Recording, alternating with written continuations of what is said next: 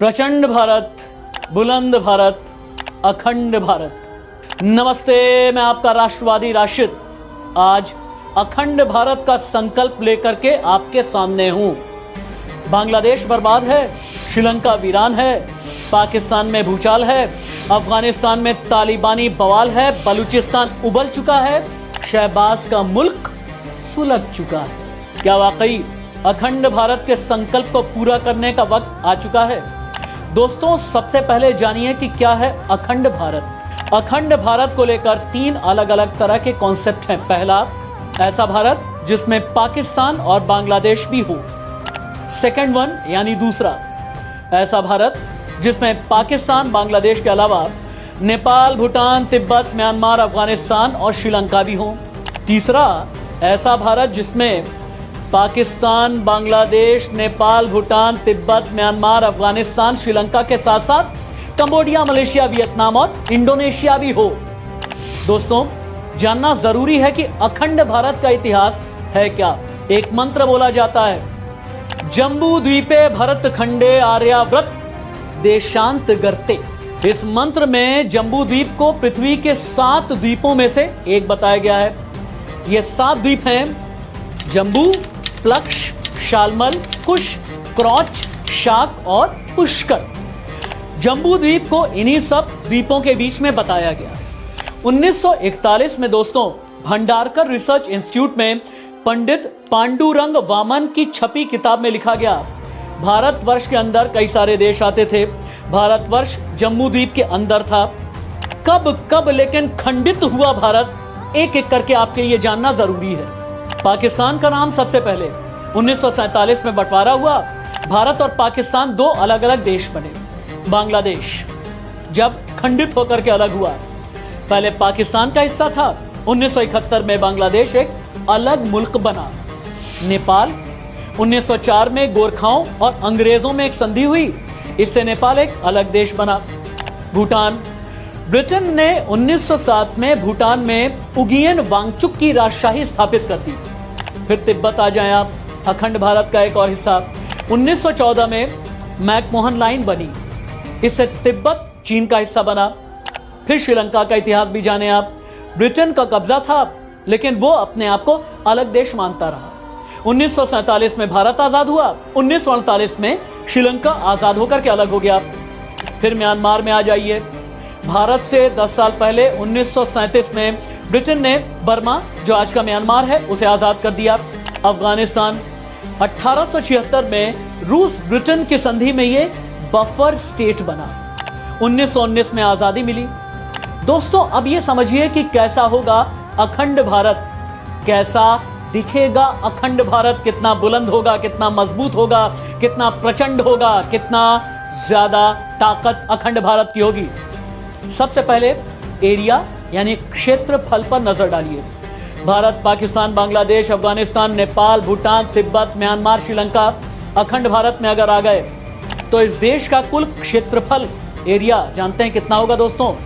लगभग 84 लाख वर्ग किलोमीटर का। मौजूदा आंकड़ों के मुताबिक अखंड भारत की आबादी 170 करोड़ से ज्यादा होगी। इसमें 55 करोड़ मुस्लिम होंगे और 100 करोड़ हिंदू होंगे। अखंड भारत की इकोनॉमी यानी जीडीपी 300 लाख करोड़ से ज्यादा की होगी। सबसे ज्यादा जीडीपी होगी भारत की। अभी भारत की जो जीडीपी है दोस्तों 272 लाख करोड़ रुपए से ज्यादा की है। ये सभी देश अखंड भारत का हिस्सा बनते हैं तो देश में 3283 सांसद होंगे। इनमें सबसे ज्यादा 795 सांसद भारत में होंगे। फिर सेकंड नंबर पर म्यांमार आ जाएगा। म्यांमार के 614 एमपीज होंगे। अभी भारत में हिंदुओं की आबादी है 107.94 करोड़।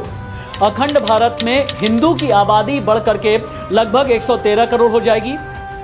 भारत में अभी मुसलमान ईसाइयों की आबादी 19 करोड़ 20 लाख के आसपास है। बढ़ करके अखंड भारत में ये मुसलमान 61 करोड़ के आसपास हो जाएंगे। अखंड भारत में हिंदू मौजूदा दौर के 80% की तुलना में हालांकि घट करके परसेंटेज कम हो जाएगा, लेकिन आबादी बढ़ जाएगी। हाँ, इतना जरूर है कि अखंड भारत में मुसलमानों की हिस्सेदारी 14.25% की तुलना में दोगुनी से अधिक बढ़ेगी और 32% हो जाएंगे मुसलमान।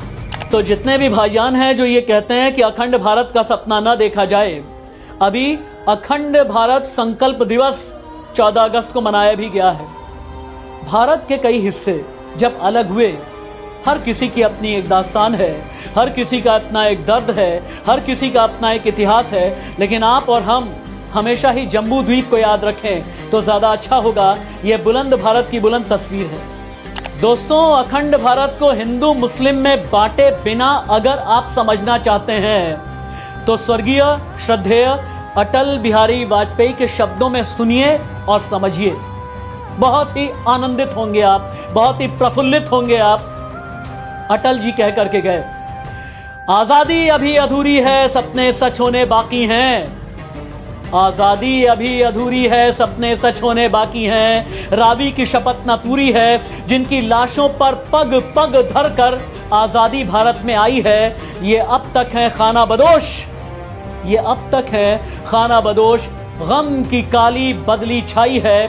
कलकत्ते के फुटपाथों पर जो आंधी पानी सहते हैं, उनसे पूछो 15 अगस्त के बारे में क्या कहते हैं। हिंदू के नाते उनका दुख सुनते यदि तुम्हें लाज आती, तो सीमा के उस पार चलो, सभ्यता जहां कुचली जाती, इंसान जहां बेचा जाता, ईमान जहां खरीदा जाता है। इस्लाम सिस्कियां भरत है, डॉलर मनन मुस्काता है।